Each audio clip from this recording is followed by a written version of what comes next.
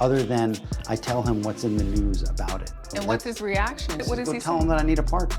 Go tell him I deserve a pardon. That's what he said. That's Diddy's lead defense attorney giving the exclusive to CBS Mornings. And get this, while Diddy faces a possible 20-year sentence, is he still planning a music comeback?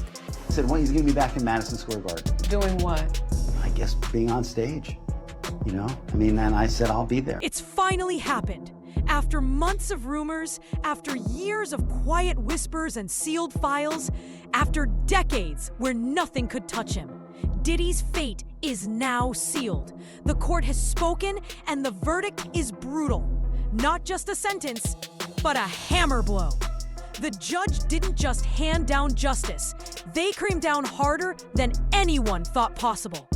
In that moment, the myth of being untouchable shattered, replaced by the cold truth of a prison cell.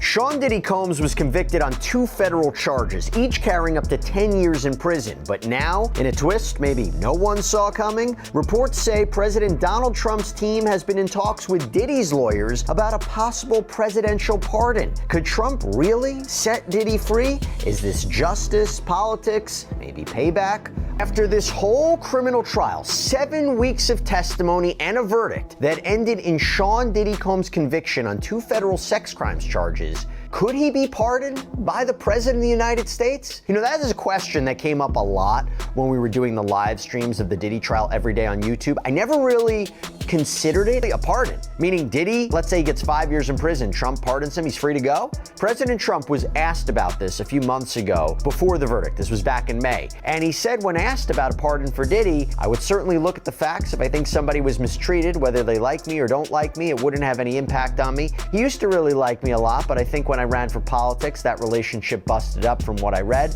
I don't know, he didn't tell me that, but I'd read some little bit nasty statements in the paper all of a sudden. And Diddy had been photographed with Trump over the years. There was some sort of relationship there. President Trump even called him a good friend on a 2012 episode of his TV show The Apprentice. Problem is, some comments Diddy made about Trump in recent years as Diddy really entered the political realm. There's a video where he's speaking to radio host Charlemagne saying, if Trump gets elected, I really do believe in my heart there'll be a race war. In another video on Revolt, he says white men like Trump need to be banished. I'm joined by Bradford Cohen. Bradford, thank you so much for coming here on Sidebar. Appreciate it. Thanks for having me, Jess.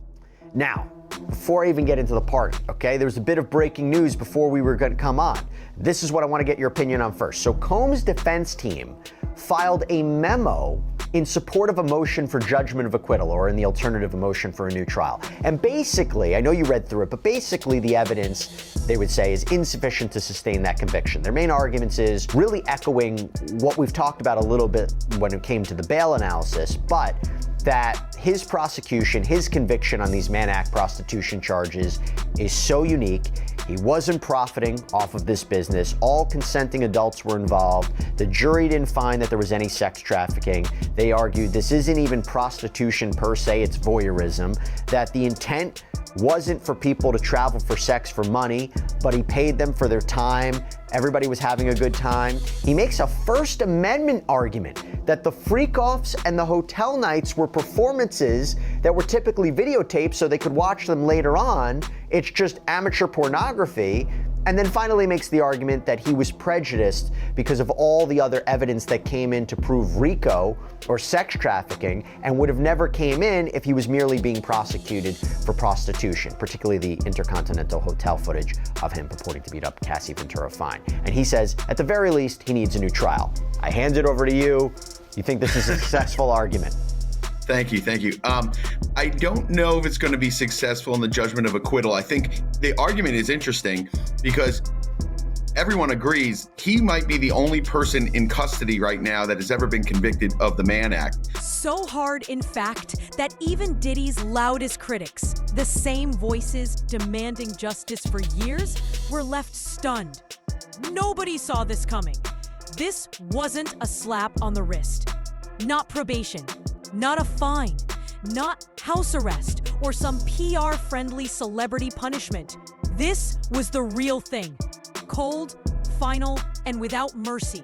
When the sentence fell, the courtroom froze. No gasps, no whispers, just silence. Because this wasn't only about one man's fate. It was a warning to every powerful figure who thought they could outrun justice forever. For years, people believed this day would never come. Diddy was untouchable, a giant of the industry. Money, fame, influence in every corner. He built an empire on hustle and charm, moving like a ghost. Let me just challenge you on that, because this is a jury who didn't find that there was sex trafficking, and I can't confirm that they found him guilty of the Mann Act because of the hotel video or anything else. I mean, it seems to me that they might have convicted him on that based on the travel records, the payment receipts, all about that. Not even necessarily allegations of violence. I mean, do you think that it was because of, let's say, the Intercontinental Hotel video that he was convicted of transportation to engage in prostitution? It always felt to me that they proved that charge based purely on, the documents.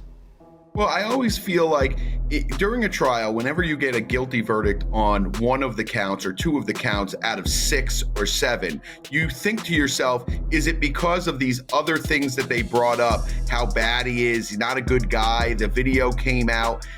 Sometimes juries will split the baby, meaning, there's people that want to convict, there's people that don't want to convict, and they're like, okay, let's convict him on these acts. We can all agree we can convict him on these acts. He's not a good guy.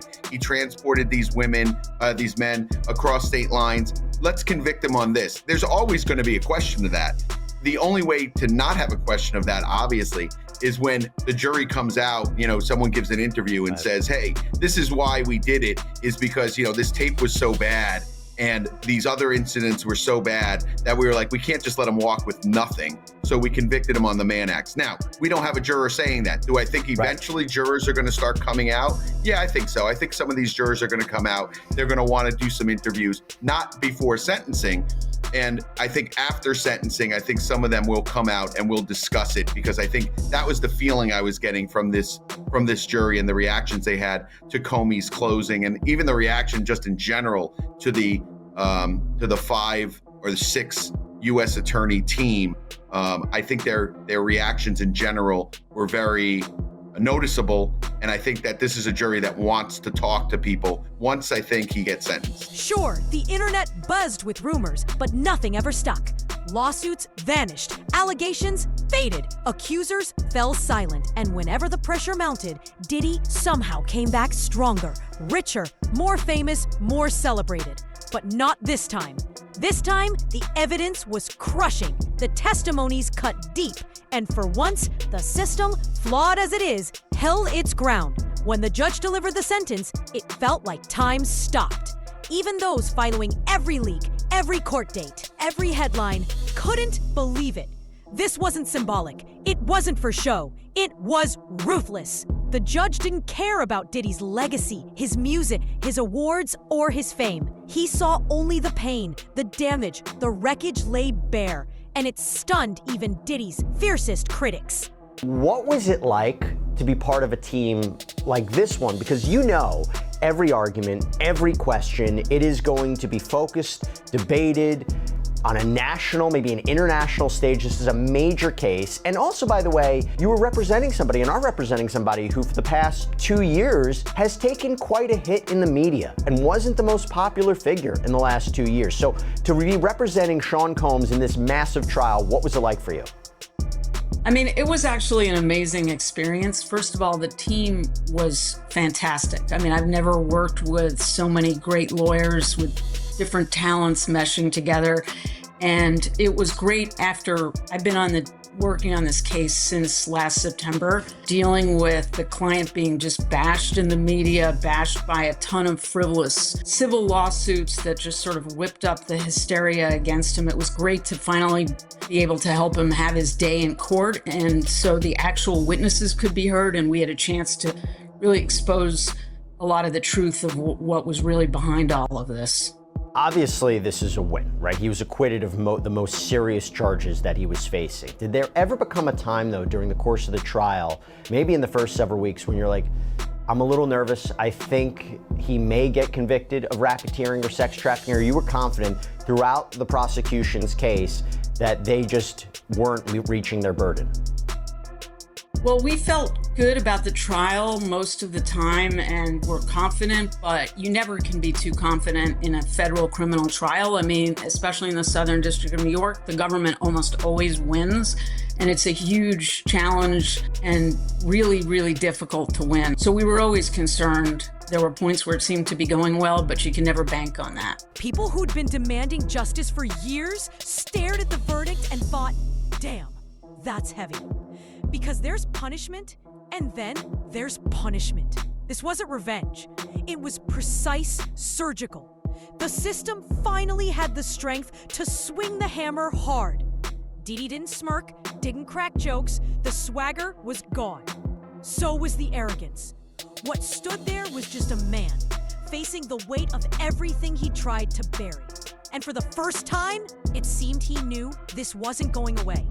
This was the end of the road, and it's bigger than him. The ripple will shake the culture, the industry, and every powerful figure hiding behind silence, money, and NDAs. Decades of buried truths exploded into daylight. His lawyers can scramble, file appeals, do whatever, but unless a miracle drops from the sky, this is locked. The judge left no cracks, no second chances. This is time, hard time. There was so much being said about your client in that trial, obviously in the media, facing a number of different lawsuits.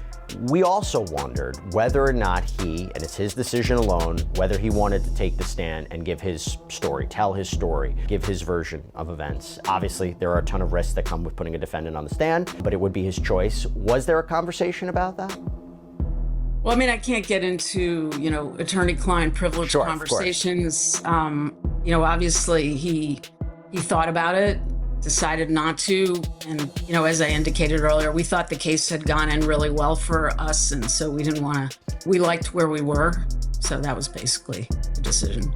Now, the big news, some of the big news, a lot of big news came out after the trial, was the firing of Maureen Comey, the lead prosecutor in this case. Now, there's obviously a political angle to it. There are comments that she has made, but I have to ask, you going head to head against her for so many weeks, months and before that, the firing of her, what did you make of that?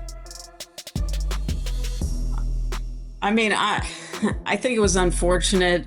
She's a very well-respected prosecutor. We had good sort of professional relationships with her during the course of the trial. And, I don't really think it had anything to do with the trial, but I can't really say anything beyond that. It just, sure.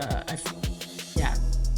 Okay, that's fair enough. Let's talk about something we can get into quite a bit. Let's talk bail. Okay, so we did a previous sidebar breaking down the defense's renewed motion for release, several arguments for why Sean Combs, should be released on bail pending sentencing, acquitted of the most serious charges. There's no comparable case of someone who is convicted of the Mann Act alone and not engaging in sex trafficking or a prostitution for financial gain, and they would be locked up like this. Talked about the issues plaguing the MDC, how it is dangerous, how he's not a risk of flight, not a danger to the community. But do you think Judge Arun Subramanian is going to be persuaded by your letter, by your motion? Because obviously he specifically highlighted after the verdict your client's violence, how the defense asserted at trial that Combs was violent. Do you think he's going to have a change of opinion now based upon the legal papers? Well, I think we certainly hope so. And, as we pointed out in the papers, the unfortunate violence that occurred was mostly a really long time ago, other than the one incident in June that Jane testified to, which was kind of unusual. They had been together for 3 years. There had been no violence, and she essentially started the fight. I'm not excusing anything, but it was kind of a one-off, and I think the government really hadn't put in any evidence of any recent violence. The Intercontinental video, remember, that was almost 10 years ago. He broke up with Cassie in 2018. And in our reply papers yesterday, we submitted a letter from Gina Hyun, who was one of the alleged victims, a different ex-girlfriend. And I think it was a pretty powerful letter about how Sean has changed, how she's not concerned about violence. She thinks The world is watching. The media is about to explode. Headlines will go nuclear. But the real story is this. One of hip-hop's most powerful men has finally been held truly accountable. Not symbolically, legally, undeniably. For years, the industry thrived on fear and silence. Victims were paid off or threatened. Everyone knew something, but no one spoke. Now, Diddy's sentence has lit a fire under the whole machine. Silence is no longer protection. Money no longer guarantees freedom. And that has powerful people scared. Diddy isn't just a name. He's a symbol of a system that let predators hide behind hits and dollar signs. Taking him down sends a message. That system might be crumbling, but power still protects power. Behind the scenes, people are scrambling to rewrite history. Yet the truth is spilling out. Diddy's going to real prison. No luxuries, no control. And if he can fall, anyone can. Maybe that's where real change starts. What would be your response to say, you make the point that he is a changed person. The violence that was shown during the course of this trial is from years ago, but how would you convince the judge to say, listen, we are being truthful, we are being honest, we are being forefront, that he really is a different human being? Because the judge, again, this was right after the verdict and didn't have an opportunity for a briefing schedule. How can you make the argument that he is different and that he should be trusted? Well, I mean, I think, the point you mentioned about the arrest, I mean, unfortunately, Sean has struggled with drug addiction for a long time. And I think one of the good things and positive things that has come out of his incarceration is given him an opportunity, to rehabilitate. He's committed to continuing that. He's committed to a long-term program of therapy and helping with the domestic violence problem that he's had in the past. So, at a certain point, you have to just, maybe it is a leap of faith, but you have to just give a person another chance. And he really is committed to change and to there being a new chapter of service on his part. So, I think we have to hope that the judge will agree with that. And I think we've made a strong case for that. After decades of whispers, sealed files, and untouchable power, Diddy has fallen. The verdict wasn't symbolic. It was crushing, cold, final, and without mercy. For years, the industry ran on fear and silence. Victims were paid off. Stories vanished. But this time, the evidence was too strong. The testimonies too sharp. The judge didn't see a music mogul. He saw pain, damage, and decades of buried truth. Now, one of hip-hop's most powerful names is heading to real prison. No luxury. No control. His fall sends shockwaves through the culture, forcing everyone to ask, who's next? Because if Diddy can fall, anyone can. And maybe, just maybe, that's how real change begins. The world is watching. This is just the start. If you want more video like this, don't forget to like, share, and subscribe.